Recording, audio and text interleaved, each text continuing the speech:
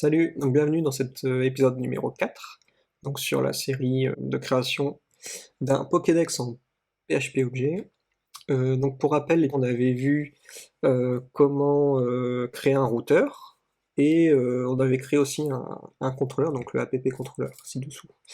Voilà, donc ça on avait vu ça, et dans cet épisode-là, on va voir du coup tout ce qui est en rapport avec les données, donc comment récupérer des données, les afficher, etc. Alors, bah, du coup, on va commencer tout de suite et on va créer une table, donc la table Pokémon. Voilà. Donc là, je suis dans ma base de données Pokédex, donc celle que j'avais créée lors de l'épisode 2, il me semble. Et donc là, je vais pouvoir, hop, ici, ajouter une table qui va s'appeler Pokémon. Voilà. Et dedans, je vais renseigner donc plusieurs champs, plusieurs colonnes. Donc alors, un Pokémon, ça a un nom, donc name, de type varchar.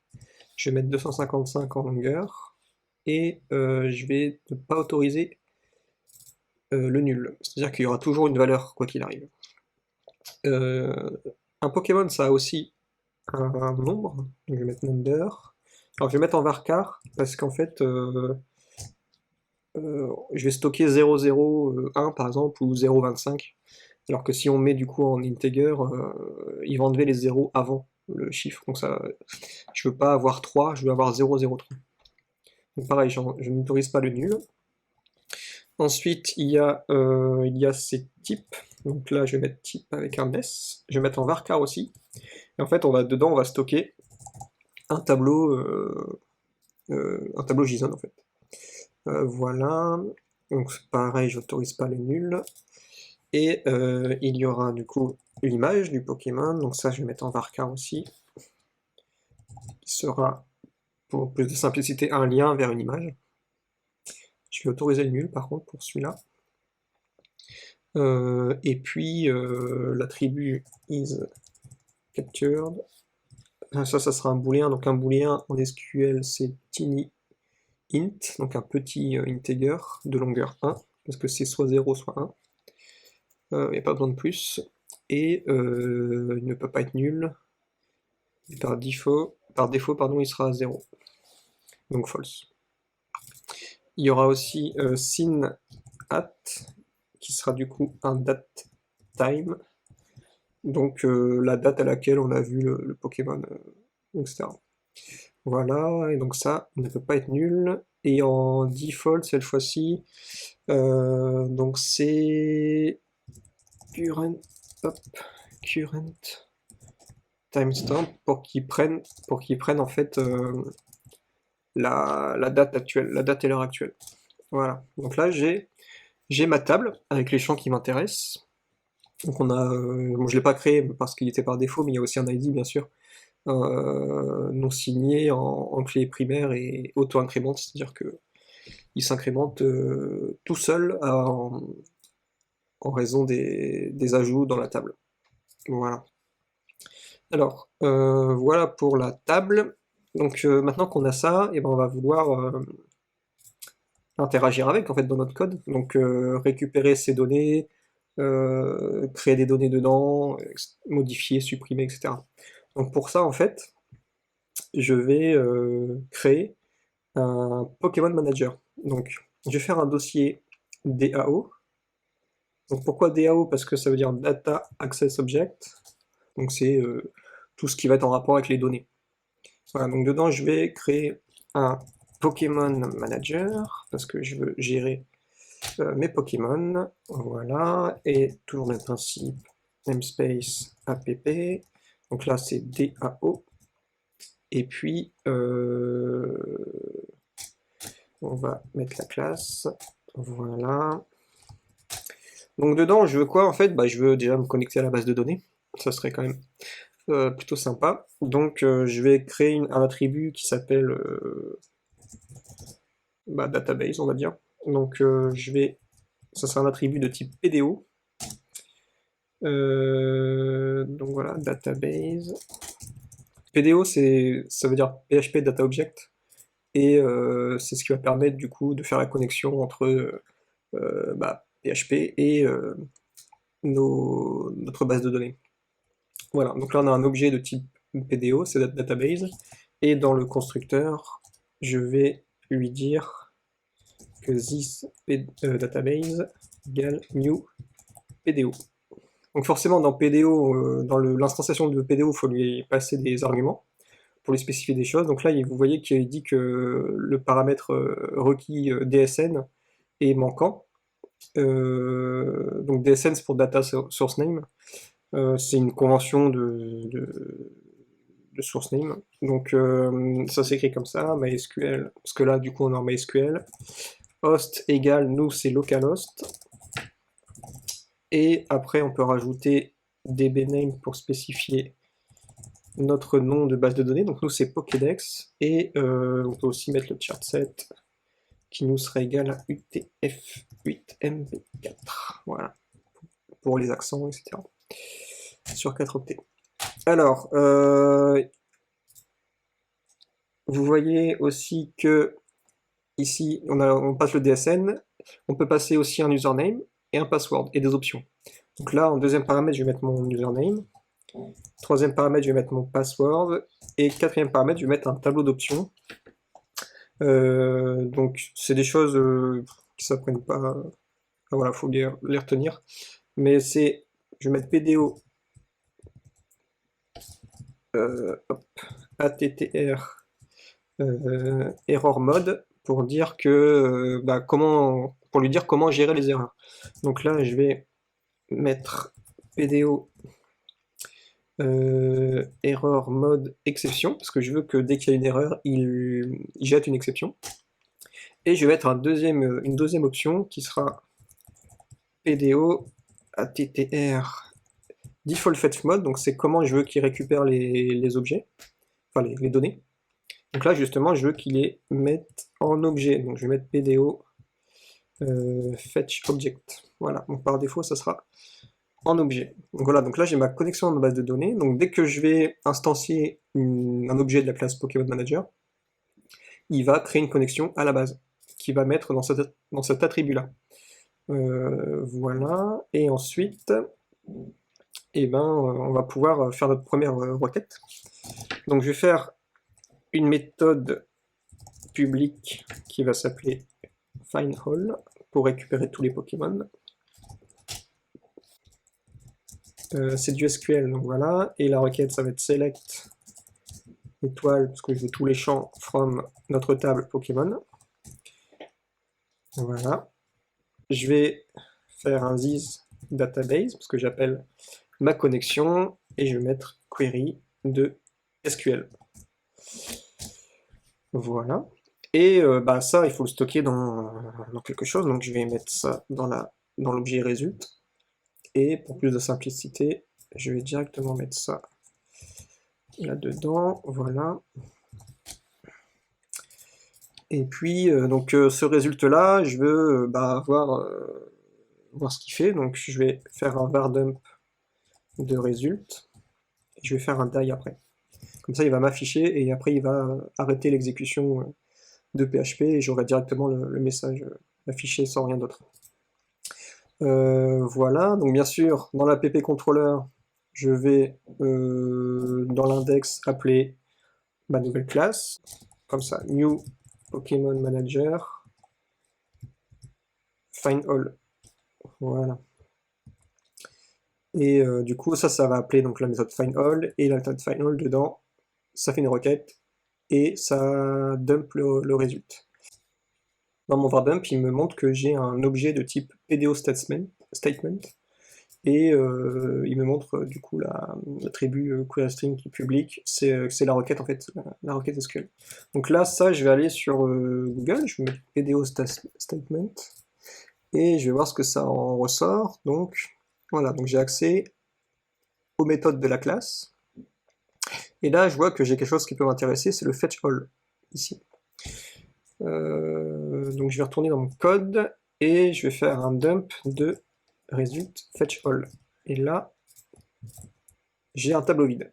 Donc c'est plutôt pas mal, parce que je me dis qu'il n'a pas retourné de données, parce que forcément j'en ai pas. Donc là, dans ma table, et je vais dans le contenu, et là je vais ajouter un Pokémon. Donc je vais l'appeler Pikachu, number 025, type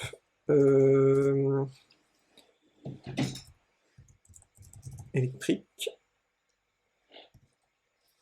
Hop. Image, j'en mets pas. Est-ce qu'il est capturé? Non. Et ça, je peux le laisser par défaut. Normalement, il va. Voilà. Donc là, j'ai un Pokémon.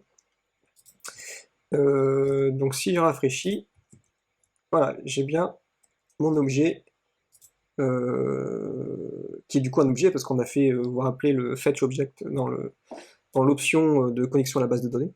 Et j'ai bien mes résultats que je voulais. Donc on va imaginer que ces résultats-là, je vais les envoyer à la vue. Et donc là, j'enlève, pardon, ça. Et je peux retourner directement.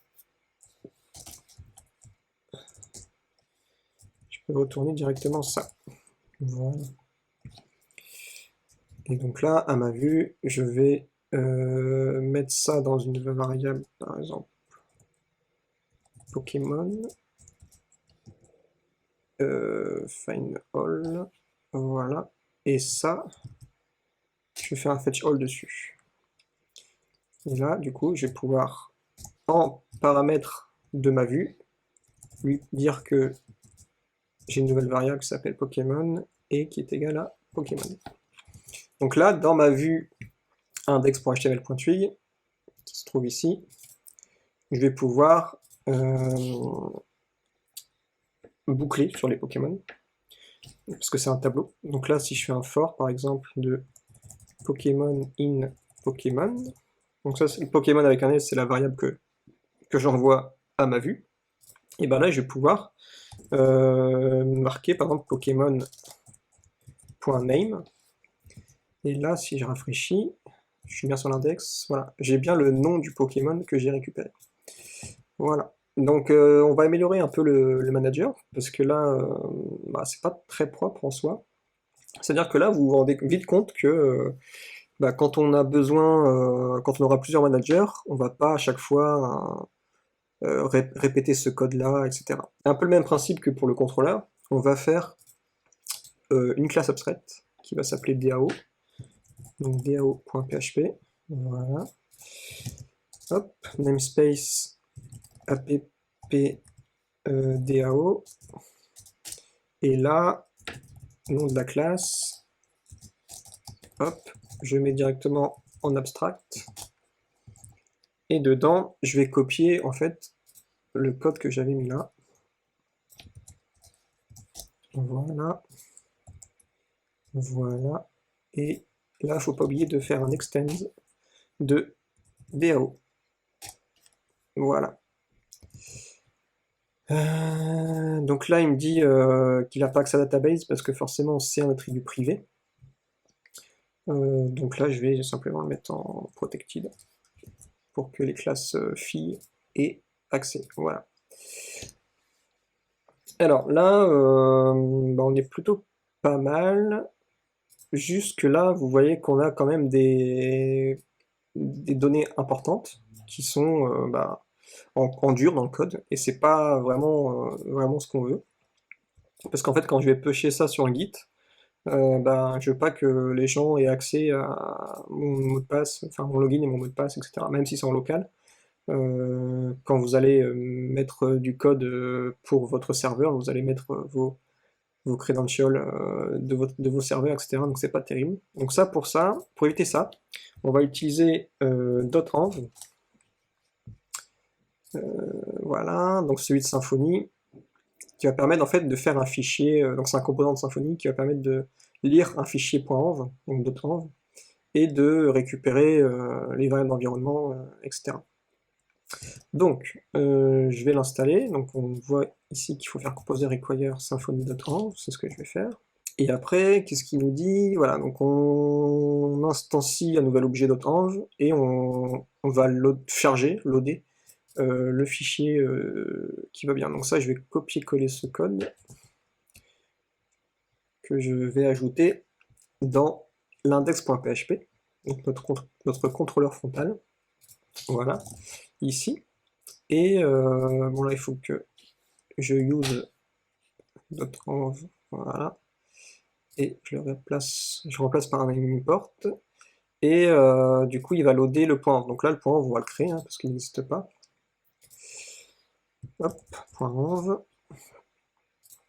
et dedans on va pouvoir mettre par exemple dsn, dbuser et dbpassword. Donc je vais prendre ce que j'avais dans DAO, dsn, on va prendre ça, dbuser c'est root, et dbpassword c'est root. Ok. Et donc là je vais pouvoir remplacer dsn par $_env de dsn. Pareil ici, mais avec dbuser, et pareil ici, mais avec dbpassword. Voilà, donc là vous voyez que déjà on n'a plus les données en dur. Par contre là, on voit que ce fichier-là est versionné. Donc nous on veut pas qu'il soit versionné, donc on va l'ajouter dans Gitignore. Voilà, .env, et voilà.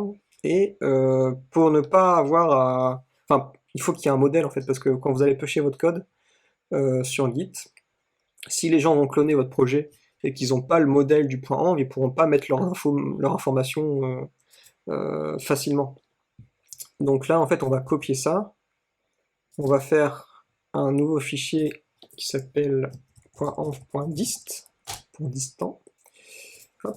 On va mettre ça dedans, et là, on va changer, par exemple, on va mettre ici change this. Là aussi, là aussi. Et du coup, ce fichier-là, le .env.dist, sera pushé, versionné, mais pas le .env. Du coup, en fait, quand les gens vont cloner votre projet, ils auront juste à copier ce fichier-là, .env.dist, en .env, et mettre les informations enfin, en rapport avec leur environnement dedans. Voilà pour ça. Donc ça, c'est beaucoup plus clean. Et on voit aussi que là, on a une requête, en fait, et tous les managers vont faire des requêtes. C'est le principe. Donc on va pouvoir créer une méthode createQuery pour créer la requête, et qui va s'adapter à plusieurs choses. Donc là, je vais faire une méthode publique createQuery. Dedans, on va lui passer du coup la chaîne de caractères SQL, et elle va juste retourner en fait un this database query de SQL. Comme ça, je peux repasser ça en private, et directement dans mon manager, je peux faire un this create query de ça. Voilà. Donc là, c'est quand même un peu plus propre, comme ça on n'a pas directement accès à notre attribut database. Et quand il y aura plusieurs façons de faire des requêtes, avec des paramètres par exemple, on va pouvoir l'ajouter ici, une seule fois. Alors maintenant, on a le find all, hein, pour avoir récupéré tous les Pokémon. Et je vais m'occuper aussi du create. Donc là, je vais créer une nouvelle fonction qui va s'appeler create. Et dedans, on va lui passer un objet. Alors là, on n'a pas encore de modèle, c'est-à-dire qu'on va pas pouvoir lui dire que cet objet-là, c'est un objet de type Pokémon. Du coup, ce qu'on va faire, c'est qu'on va créer un modèle. Donc là, je vais créer un nouveau dossier qui va s'appeler modèle, et là, je vais pouvoir renseigner un modèle qui s'appelle Pokémon.php. Voilà, et dedans, toujours le même principe, modèle, voilà, classe Pokémon, et dedans, je vais lui spécifier mes attributs. Donc si on va reprendre en fait la structure de la table. Donc ID, name, number, type, image, is captured et scene hat. Et donc là, je vais mettre pareil, int, ID, private, string name, private string number, private string image. Hop. Il y avait quoi d'autre? Oui, les types. Donc là, je vais avoir un tableau de type. Donc je vais mettre en arrêt. Voilà. String image. Private bool is captured. Et private datetime immutable sin at. Est-ce qu'on est bon? Je pense qu'on est bon. Alors oui, dans l'image, elle peut être nulle. Donc, et là, je vais avoir un constructeur avec dedans les valeurs par défaut. C'est-à-dire que quand je vais instancier un Pokémon, je veux que par défaut, il ait des valeurs. Par exemple, je veux dire que this image égale nul par défaut. Je veux dire aussi que is captured égale false. Et je peux aussi dire que sin at égale un nouvel objet datetime immutable de maintenant. Donc pourquoi datetime immutable? Donc c'est un objet immuable, donc ça veut dire qu'il ne peut pas être modifié. Voilà. Et puis une fois qu'on a ça, on va générer les getter-setters. Alors sur PHP Storm, il y a un raccourci, donc c'est commande N ou contrôle N si vous êtes sur Windows. Et là on va pouvoir faire, donc ça ouvre le menu generate, et on va pouvoir faire getter and setter. Donc là on sélectionne tout, et on peut cocher, on va cocher fluent setter, ça veut dire que c'est des setters qui vont retourner l'objet. Comme ça on va pouvoir les enchaîner. Ok, je fais ok. Et là on a tous nos getter-setters qu'il nous faut. Voilà. Donc là on a un autre modèle qui est plutôt pas mal.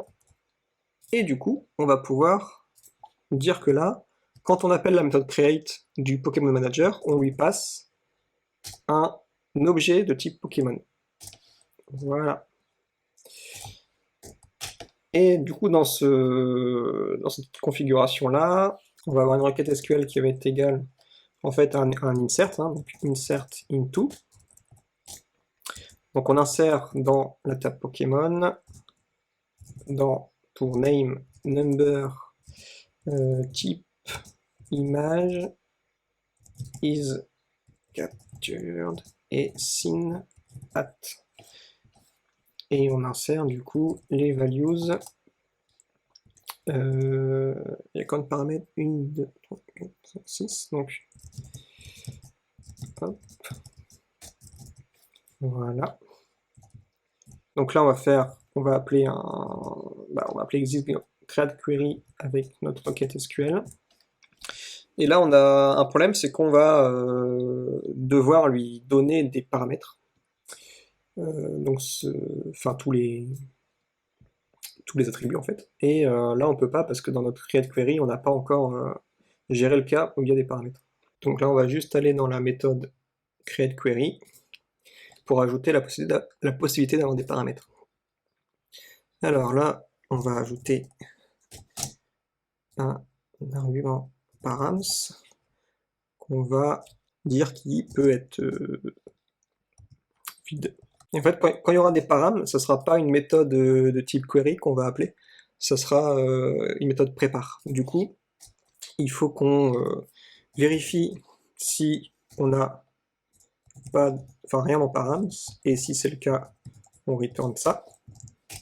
Sinon, on peut faire un result égale database, et là on va préparer la requête, et ensuite on va utiliser les results pour execute avec les params. Voilà. Donc si vous voulez plus d'infos sur prépare, query et execute, je conseille d'aller sur la doc officielle, et là je retourne result. Voilà. Donc là, si on a des params, ça prépare la requête, ça exécute et ça envoie les params dans la requête. Et si on n'a pas de param, ça retourne directement la query qu'on a vue tout à l'heure. Voilà pour ça. Donc là, je vais pouvoir lui spécifier un tableau de param.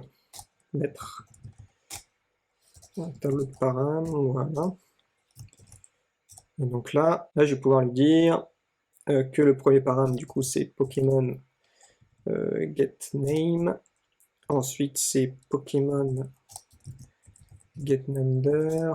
Ensuite, c'est Pokémon get type, ensuite c'est Pokémon get image, ensuite c'est is captured. Donc là, c'est un booléen, donc en stock 0 ou 1. Donc là, s'il envoie true ou false, ça va pas marcher. Donc là, on va dire que si c'est true, il envoie 0, sinon 1. Hop. Donc Pokémon get seen at. On va le mettre au format classique. Donc, hop, heure, minute, seconde, voilà. Et donc là, on a ce qu'on veut. Donc là, on aura un problème aussi au niveau des types parce que nous, on a ça retourne un tableau. Et nous, on veut du coup lui envoyer une chaîne de caractères. Donc en fait, pour ça, on va simplement faire un JSON en code de ça. Voilà. Et là, on dit qu'on ajoute ça dans le composer, c'est juste pour dire que... Hop, il va placer, voilà. Pour dire qu'on a besoin de la librairie JSON. Et aussi, voilà, on va pouvoir mettre qu'on veut qu'il se throw une erreur s'il y a un problème pendant l'encodage. Et donc là, on va dire que voilà, il faut le mettre en try catch. Donc là, je vais pas mettre tout ça en try catch, je vais juste mettre le JSON en code. Voilà, je vais mettre ça dans une variable type. Voilà. Et ça, je vais l'enlever du try catch. Et là, je veux juste que si ça ne fonctionne pas, la variable type sera égale à tableau vide. Non, pardon, du coup, sera égale à chaîne vide. Et puis, du coup, là, j'ai plus qu'à mettre type. Donc voilà, donc j'aimerais bien qu'on teste ça avant. Donc là, la fonction create, elle retourne rien, mais j'ai envie qu'elle retourne un booléen. Donc, par défaut, je vais faire en sorte qu'elle retourne true pour l'instant, pour dire que l'insertion s'est bien passée. On va tester cette méthode-là. C'est-à-dire que là-dedans, je vais aussi créer un Pokémon. Donc, je vais faire un nouvel objet. Donc, Pokémon égale new Pokémon. Voilà. Et je vais lui renseigner des valeurs. Donc, par exemple, je vais mettre setName égale Raichu, setNumber égale 0,26 et setType, qui est du coup un tableau, ça sera électrique. Je vais en mettre deux, tiens, comme ça. Alors, ça n'a aucun rapport, mais ouais, électrique et foudre. Comme ça, on va voir comment ça fait quand on a deux types. Voilà. Et bien sûr, faut pas oublier d'appeler le Pokémon Manager. Donc, je vais reprendre ça. Et d'appeler la méthode create avec notre objet qu'on vient juste de créer. Comme ça, donc l'objet qu'on a créé là, il va s'envoyer à la méthode create, et la méthode create donc reçoit l'objet, fait un insert, et l'insère en base. Voilà. Donc là, si je retourne sur l'index, on voit qu'il y a une erreur, il n'arrive pas à lire le .env. Alors j'ai peut-être mal créé. Non. Oui, non, mais c'est normal, parce qu'en fait, là je suis dans le dossier public, donc il faut que je fasse, là c'est le dossier courant, et après il faut que je revienne en arrière, donc // et là il le trouve bien. Donc je vais faire pareil ici pour le loader, le dossier template. En fait c'est mieux d'utiliser cette variable magique, cette constante magique qui est dir, underscore dir, parce que ça c'est le dossier courant du fichier, mais en fait quand votre fichier va être inclus dans un autre fichier, ça va garder le vrai fichier, le vrai dossier du fichier. Parce que si vous faites pas ça, du coup ça peut changer les chemins relatif. Donc point slash, voilà. Pardon. Voilà. Donc là on voit que aussi PHP Storm détecte bien le dossier template et là il détecte bien le dossier env. Voilà, on peut même aller dedans. Ok, donc là on est pas mal. Voilà, donc là on a Pikachu et Raichu. Donc on a toujours notre boucle hein, du côté de la vue. Si je vais dedans, index, voilà, on a une boucle avec, qui affiche les noms. Donc là, je vais mettre tout ça dans un nouveau contrôleur qui va s'appeler Pokémon Controller. PHP. Voilà. Namespace. Donc là, je suis dans le namespace controller. Ma classe, c'est Pokémon Controller et elle étend de contrôleur.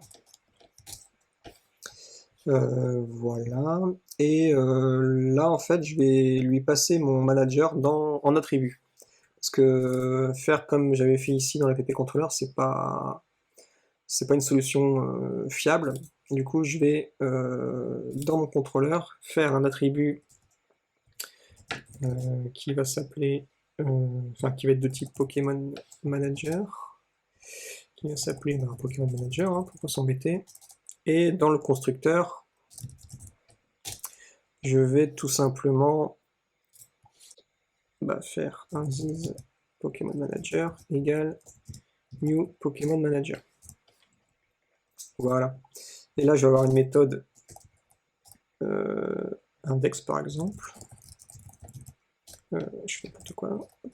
Voilà. Qui va, elle, en fait, appeler Pokémon Manager, qui va faire un find all. Tout ça, je vais le stocker dans une variable Pokémon.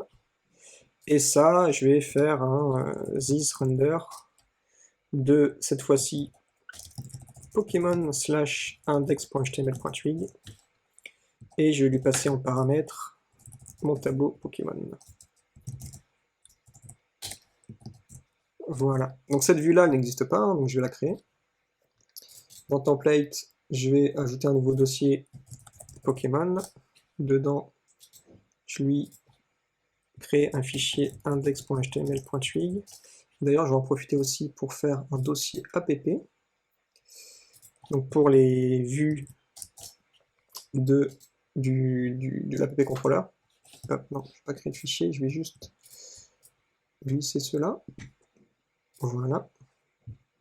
Et aussi dans le pp controller, je vais vérifier qu'il est bien ajouté. Non, il n'est pas ajouté, donc là je vais ajouter app, le dossier. Voilà. Et je vais supprimer ça. Ça n'a plus raison d'être ici. Je vais garder ça quand même sous la main. Garder ça sous la main, on ne sait jamais. Voilà. Donc dans le find all ici, on va pouvoir directement retourner, faire un fetch all. Comme ça, on retourne directement un objet, un tableau, pardon, un array. Voilà. Donc ça, on peut dire du coup, ça retourne un tableau. Et là, create, ça retourne un booléen. Voilà. Donc si je vais... Ah oui, non, j'ai pas ajouté la route, donc je vais ajouter la route. Je vais faire un Pokémon Controller. Pokémon Controller. Et là, si ma route, on va faire ajouter un if. Si ma route s'appelle Pokémon, hop, et ben je vais retourner Pokémon Controller index. Voilà. Je viens de penser aussi que ça peut être en protected. Parce que là j'ai vu que il me le proposait dans le routeur, il m'a proposé ici la méthode render, alors que je n'ai pas besoin ici. C'est que dans les contrôleurs. Voilà, donc là si je vais sur la route Pokémon, je devrais Rien à voir en fait. Parce que je crois que je n'ai pas fait la vue. Alors, oui, j'ai oublié de faire un return en fait. Voilà. Voilà, donc là j'ai pas de vue. Normalement la vue est vide. Donc je vais reprendre la vue ici. Et j'avais préparé quelque chose. Donc là je vais mettre liste des Pokémon. Et à la place de ça, je vais copier-coller le code que j'avais prévu, qui est en fait, on va l'analyser. Hop, voilà. Donc on a un H1 classique, des Pokémon. On a une classe Raw et avec dedans le composant card de Bootstrap. Dedans, j'ai mis directement une image. Donc ça, c'est bizarre, mais voilà, c'est une image par défaut pour l'instant. Et après, dans le card body, j'ai mis son nom, son numéro, ses types, est-ce qu'il est capturé, si oui, je marque Pokémon capturé, sinon pas encore capturé. Et en texte un peu moins visible, j'ai mis le scene hat, donc la date à laquelle on l'a vu, et avec un filtre twig qui est date pour que ça l'affiche en date intelligible. Donc là, si on retourne, voilà, donc là j'ai bien une erreur, il trouve pas base, parce qu'en fait il n'est pas là. Voilà. Donc là je suis bien sur la page liste des Pokémon, avec dedans, j'ai mon Pikachu, 25, du type électrique, et Raichu, 26, de type électrique et foudre. Donc là on voit qu'on a une erreur sur les types, donc on va regarder ça. Donc ça va être dans le Pokémon Manager. En fait, quand on fait un find all, il faut qu'on construise l'objet, parce que là en fait le find all il va retourner un tableau de paramètres, mais du coup maintenant on a un modèle, donc en fait on va créer des modèles. Donc là, ce truc là, je vais le mettre ici, donc je vais faire un result égale ça, et après je vais faire un for each de result fetch all as Pokémon, voilà.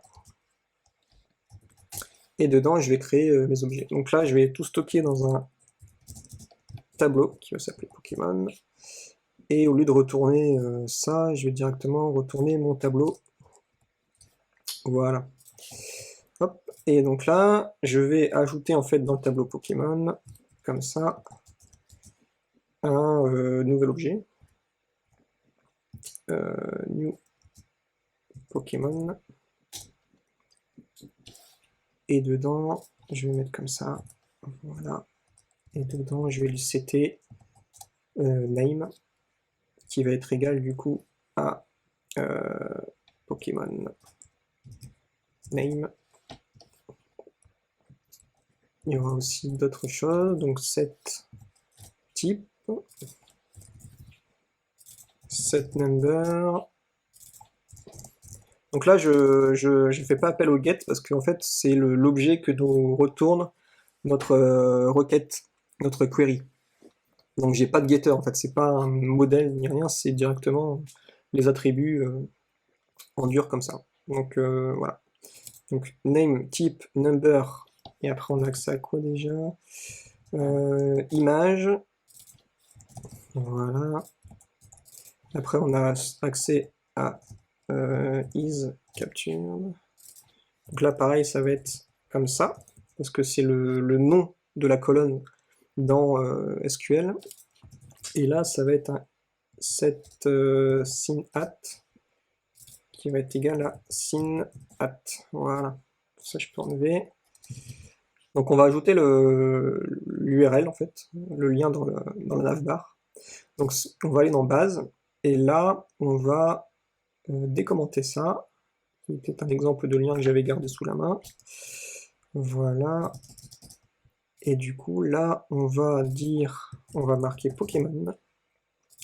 et le lien en fait sera égal à index.php avec la route Pokémon, et on va ajouter un lien aussi sur Pokédex, on va faire un lien vers index.php. On va tester ça, donc je rafraîchis, là j'ai bien un menu Pokémon, ouais, donc là j'ai la même erreur que tout à l'heure, parce qu'en fait quand j'ai déplacé les fichiers, il a tout seul, PHP Storm a tout seul rajouté ça, alors que il ne fallait pas. Voilà. Voilà, donc là je navigue bien entre les pages. Là je suis dans la page d'index, et là, liste des Pokémon. Donc là, qu'est-ce qu'on a? On a vu du coup l'ADAO, avec, donc c'est la classe qui va créer la connexion en fait à la base de données. Dedans, on a vu aussi l'utilisation de .env. On a fait une méthode qui permet de créer facilement des queries. Et on a vu du coup aussi le manager, avec dedans un find all et un create. Donc on verra dans les prochains épisodes la suite. Je voulais juste aussi expliquer un peu plus pourquoi on utilise .env. En fait, donc là, nous, on est en local, donc sur le PC, et bah, en fait, ces informations-là, on est obligé de les mettre dans le projet parce que c'est des informations du projet. En fait, quand vous êtes sur un serveur où il y aura bah, que ce projet-là, vous allez pouvoir les mettre en variable d'environnement. Donc c'est une variable qui est disponible partout sur le système d'exploitation et qui est protégée. Donc ça permet d'éviter d'avoir des informations sensibles dans les dossiers du projet, etc. Donc merci d'avoir suivi cet épisode et je vous dis à la prochaine. Ciao!